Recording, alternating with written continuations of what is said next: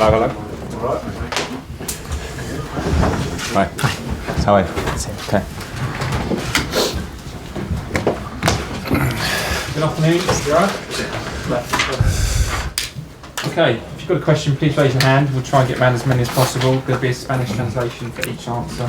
So please be patient to give that response. We'll start off with Ian. Hi. Tell us about your squad. We saw a little bit of training earlier. No Antonio Rudiger. Is he out? And where do things stand with Callum, Hudson-Odoi, Kante and Reece James? Tony's injured.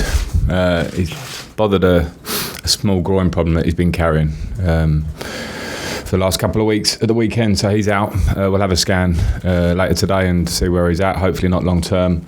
And the other three you mentioned are all fit but not match fit still, so Callum getting extra work in along with Reece, played in the 23s. They may have another game in the 23s in them before they're ready for first team action. And Golo similarly, not to play 23s, but he'll have more training to do just because the injury's been bothering him a bit. Everybody else okay? Yeah.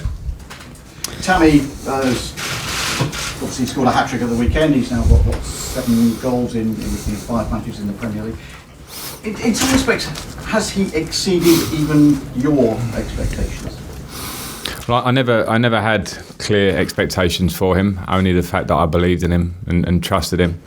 And I know a lot's been made of the ban giving young players potential opportunities, but I felt the time was right for Tammy to have his opportunity at this club anyway, because of the quality he's got. So I'm really delighted that he's got his goals. I think there's even more to come. So he's in a good place. He's in a place that now just requires him to sustain and improve even more. And I think with his mentality every day and the way he is, I hope to see that. I'll just do this. Antes que nada, ¿cómo está el equipo? ¿Cómo está sobre todo Antonio Rudiger, que no entrenó hoy? ¿Cómo están Hudson-Odoi, Kante, Reece James? ¿Están disponibles? Bueno, Antonio Rudiger es baja para el partido porque tiene una lesión de ingle. Lleva un par de semanas con esa lesión, pero ha sido peor en el último partido. Vamos a hacer un escaneo hoy y luego vamos a ver. Esperemos que no sea una lesión a largo plazo. Los otros no están disponibles, pero sí que están mejorando al nivel de condición física. Callum, Hudson-Odoi y Reece James van a continuar a trabajar. Jugaron con los sub-23. Puede que jueguen otro partido con el sub-23 antes de volver. N'Golo Kante aún necesita entrenar. Y luego, segunda pregunta, Tammy Abraham ha marcado 7 goles en 5 partidos. ¿Ha sobrepasado tus expectativas? Bueno, no es que tenía expectativas claras, pero sí que tenía mucha confianza y fe en él. Se ha hablado mucho sobre la sanción de mercado y sobre que eso habría querido decir que habrían más oportunidades para los jóvenes, pero yo creo que era hora para esa oportunidad para Tammy Abraham. Estoy muy contento que ha marcado sus goles. Creo que puede hacer más, pero está en una muy buena situación. Necesita sostener esto y necesita continuar a mejorar. With Tammy scoring at the weekend, there's the question over his international future has again come up. Can England afford to let someone like Tammy slip through the net? It's not a question for me. Yeah. You can translate that quickly, can't you? It's someone who played for more than 100 times for England. I've just spoken about how I feel about Tammy. So obviously he's putting himself in a bracket for England by being top goal scorer at this point. So it's one that Gareth is one for Gareth. You know, I'd hate to step on his toes, but it's clear what Tammy's doing, that he's going to be wanted. Se ha hablado mucho sobre el futuro internacional de Tammy Abraham. ¿Tú crees que la selección de Inglaterra se puede permitir dejar escapar a un jugador como Tammy? Bueno, esto no es una pregunta para mí, ¿no? He hablado sobre lo que pienso de Tammy Abraham. Es el actual Pichichi de la Premier, así que se está metiendo en condiciones para jugar con una selección. Luego es una cuestión para Gareth Southgate, pero sí que estoy muy contento con él. This club, European football means a lot, but Champions League football means so much more after 2012, which of course you were captain when you lifted the trophy. Just give us an idea of what tomorrow will mean for you, your first ever game managing the Champions League.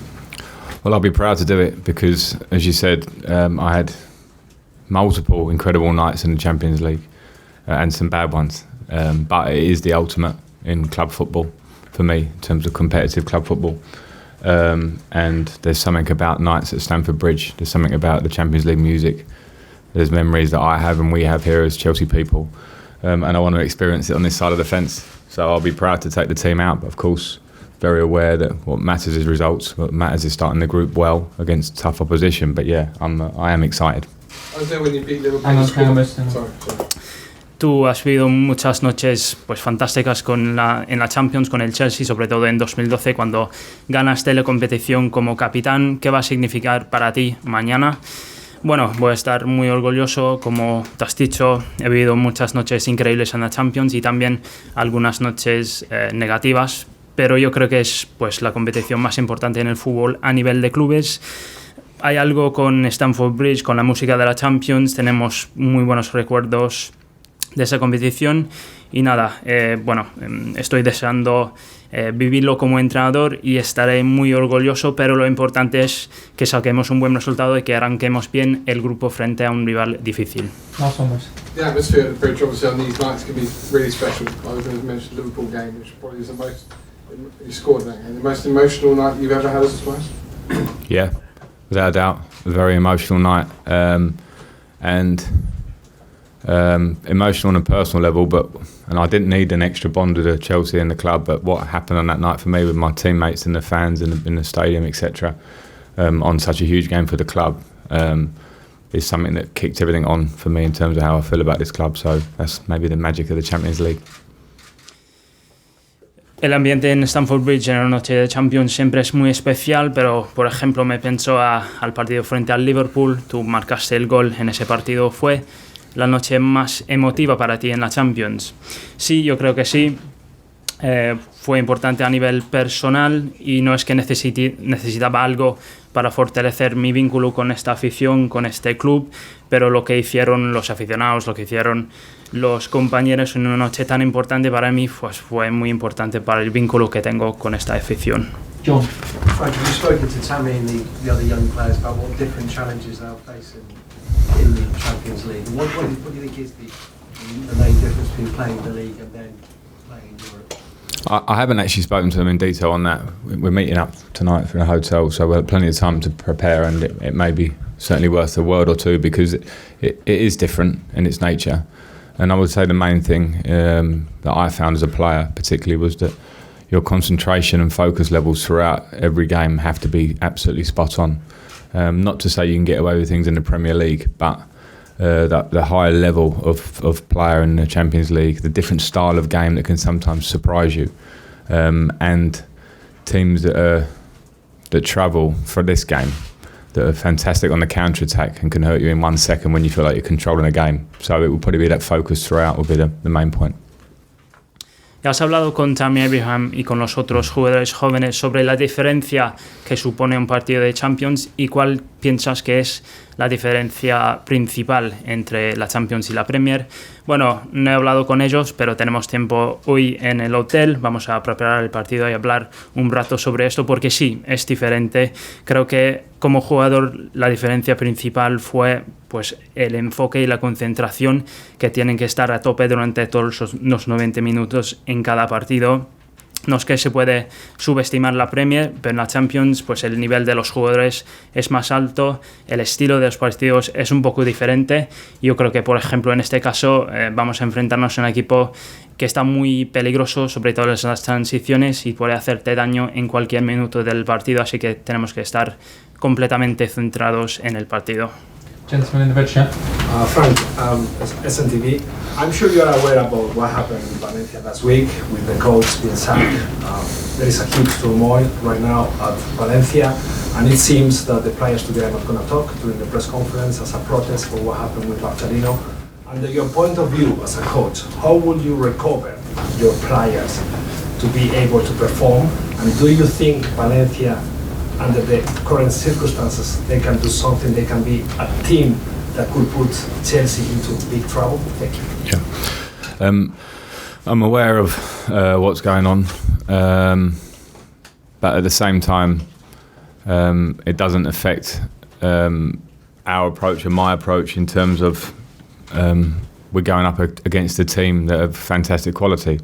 What I will say is that my experience of moments like this, and every moment is different, but when there is an issue as a collective, as a team, a group against the media, against the outside world, generally it makes a group tighter as players, and sometimes it can be a positive as much as a negative on the pitch. So I'm not going to think too much about it, but we are certainly be ready for a team that, even if they have their issues off the pitch with the media, will be very determined to come here and do well. So yeah, I draw a line on that and just focus more on what they can do on the pitch.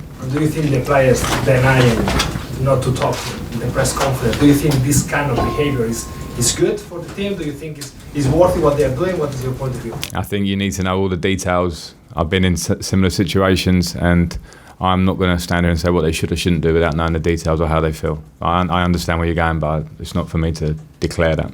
Okay. Si estás consciente de lo que ha pasado en el Valencia, ha despedido a su entrenador, se encuentra en plena crisis el equipo, los jugadores hoy no van a hablar en rueda de prensa. ¿Tú cómo recuperarías los jugadores en una situación parecida? Y si crees que el Chelsea, a pesar de todas esas dificultades, va a poder causarle problemas al Chelsea mañana. Bueno, sí que estoy consciente de la situación, pero no es que creo que nos afecte mucho en cuanto a la preparación del partido, porque le vemos al Valencia como un equipo con muchísima calidad. Hablando desde mi experiencia de estos momentos, que son todos diferentes, cuando hay una situación dentro del equipo en contra, digamos, a los medios, puede acabar fortaleciendo al equipo a nivel de unidad y puede acabar siendo un punto positivo en el campo. Pero yo creo que eso no nos afecta mucho, pero creo que el Valencia va a venir aquí con muchísimas ganas de hacerlo bien, así que nosotros estamos completamente enfocados en el partido y no quiero entrar en el asunto de los jugadores que no van a hablar porque no conozco todos los detalles. Creo que es muy importante estar consciente de los detalles de una situación antes de hablar. Okay, last two, Matt, and then the lady on the left. Normally, Frank, we'd be expecting Chelsea and putting pressure on Chelsea to reach the latter stages of the Champions League this season.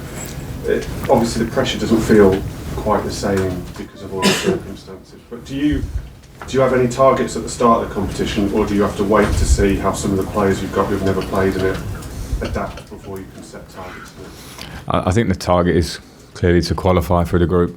It's a tough group, but I have enough belief in the players that have been here and played in it, and the younger players who are at the moment in good form and I think have talent that will hopefully blossom in the Champions League as we go along. So yeah, as a player I always thought the same. It's two parts. It's the group part pre-Christmas. I have belief that we can get through, but we have to be aware it's tough. And once you get through, if you get through, then it's up for grabs in the next part of the year. So no, I'm confident as we should be, but very aware of the dangers in a tough group.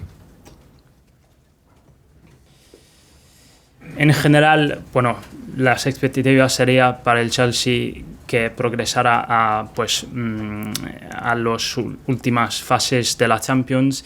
Este año no parece que haya tanta presión a causa de todo lo que ha pasado, pero tú ya has fijado un objetivo para el equipo o tienes que esperar para ver cómo se adaptan los jugadores jóvenes a esta competición. Bueno, yo creo que el objetivo tiene que ser pasar el grupo. Es un grupo difícil, pero yo tengo plena confianza tanto en los jugadores con más experiencia como en los jóvenes que han mostrado su talento, y espero que ese talento pueda seguir creciendo en las fases eliminatorias de esta competencia. Como jugador siempre lo veía una competencia en dos partes, antes de Navidades en el grupo y luego después con las eliminatorias.